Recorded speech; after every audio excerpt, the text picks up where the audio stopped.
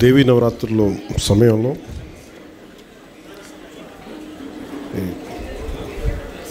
ఈ వారోత్సవాలు, అటవీ సంరక్షణ వారోత్సవాలు జరుపుకోవడం చాలా ఆనందంగా ఉంది.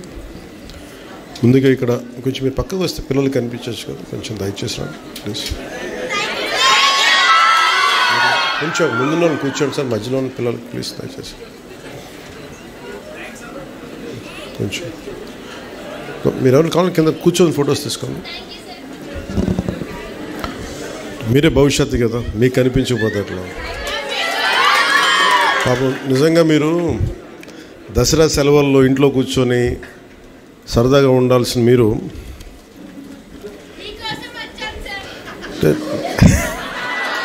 అలాగే అంటే నేను కూడా మీరు వస్తున్నారని మీకోసం వచ్చాను. దేనికి తపన పడతా ఉంటే మన తల్లిదండ్రులు తపన పడితే ఎవరికోసం తపన పడతారు? బిడ్డలు బాగుండాలి తపన పడతారు. ప్రభుత్వాన్ని నడిపే వ్యక్తులు ఎవరైనా సరే, పెద్దలు, వాళ్ళ ప్రభుత్వం ఒక స్థాయికి వచ్చాక అందరూ బాగుండాలని కోరుకుంటాం.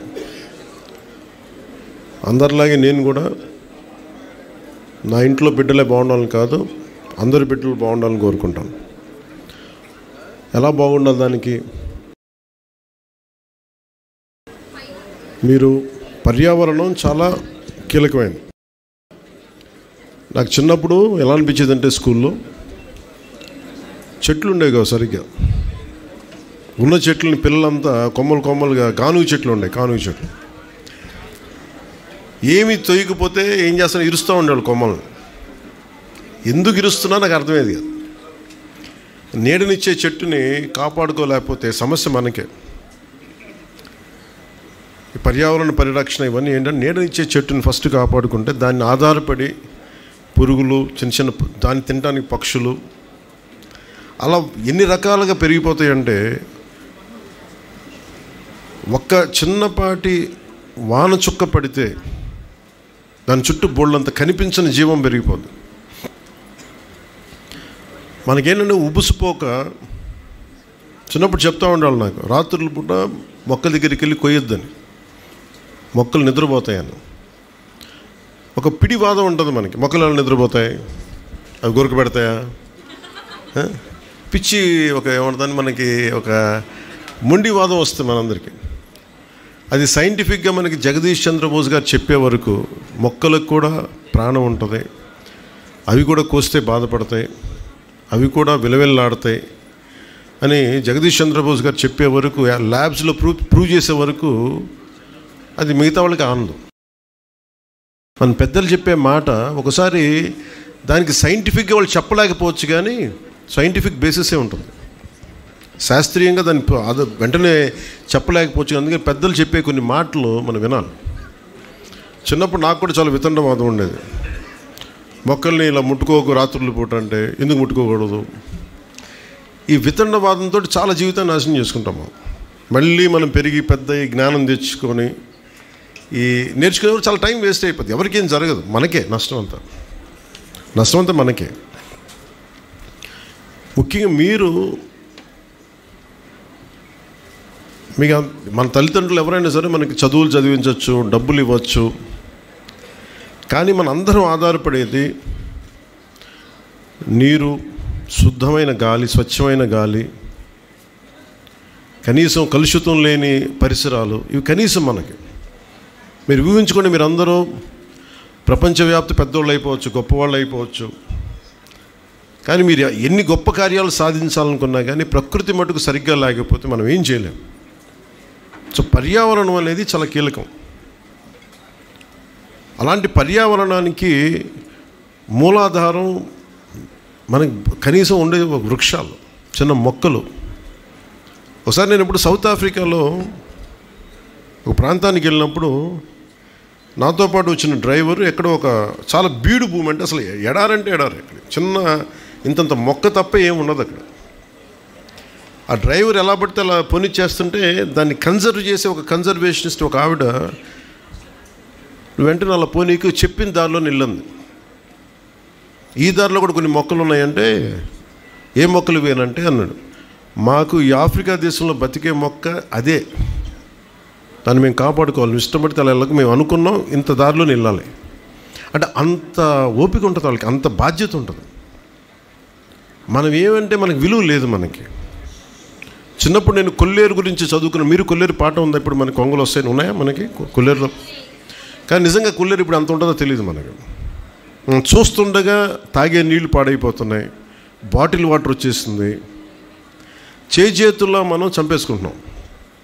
ఈ తపన అటవీ శాఖ, మన ఉన్నతాధికారులు కానీ మంత్రిత్వ శాఖ కానీ ఎందుకు తపన పడుతున్నారు అంటే భవిష్యత్తులో పిల్లలకి ఏది ఇవ్వకపోతే మనం కూర్చొని మనం ఏం చేస్తున్నట్టు? మనం ఒక్కరిని బతికేస్తే సరిపోద్దా? నా వయసున్న వాళ్ళు ఒకడు బతికితే సరిపోద్దా? నేనంతా నాశనం చేసేసి వెళ్ళిపోతే సరిపోద్దా? అందుకని ప్రతి ఒక్కరు ప్రపంచం బాధ్యత తీసుకొని మనందరికీ ఇలాంటి దినాలను పెట్టింది మనం రక్షించుకోవడానికి. నాకు పర్యావరణం మీద అపరిమితమైన ప్రేమ. ఎందుకంటే అది వేల కోట్లు ఉండొచ్చు కాక, గొప్ప గొప్ప పదవులు ఉండొచ్చు కాక, కానీ పదవులు కూడా ఏమీ చేయలేవు, ప్రకృతిని సృష్టించలేవు. డబ్బు నోట్లు ముద్రించగలమేమో కానీ ఒక చెట్టుని చేత్తో సృష్టించలేము. ఆ విలువ మనకే తెలియాలి. అలాగే ఒక జీవం చంపేయడం అనక,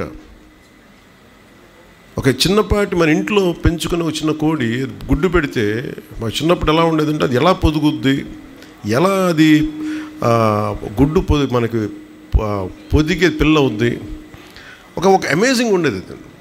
ఒక ఒక అద్భుతంలాగా మీరు ఊహించుకోండి. ఇవన్నీ అద్భుతాలంటే పెద్ద పెద్దవి కాదు, చాలా చిన్నవి మనం చూడగలిగితే. ఒక చిన్నపాటి గొంగళి పురుగు సీతాకోకచిలుక ఎప్పుడైపోతాం, అది ప్యూపా షేప్లోకి వెళ్ళిపోయి అది ఎప్పుడు దాని నుంచి అది బటర్ఫ్లై వస్తుందో, సీతాకోకచిలుక వస్తుందో, సీతాకోకచిలుక రంగులు, ఇక్కడున్న ఈ మొక్కలు, ఏ పెయింటర్ వేయగలడు ఇక్కడ, ఏ రవివర్మ వేయగలడు ఈ పూల తాలూకు రంగులు. మీరు ఇది సహజంగా ప్రకృతి మనకు అందిస్తుంది. దాన్ని మనం చేయాల్సింది ఏం చేయగల, రక్షించుకోవడమే.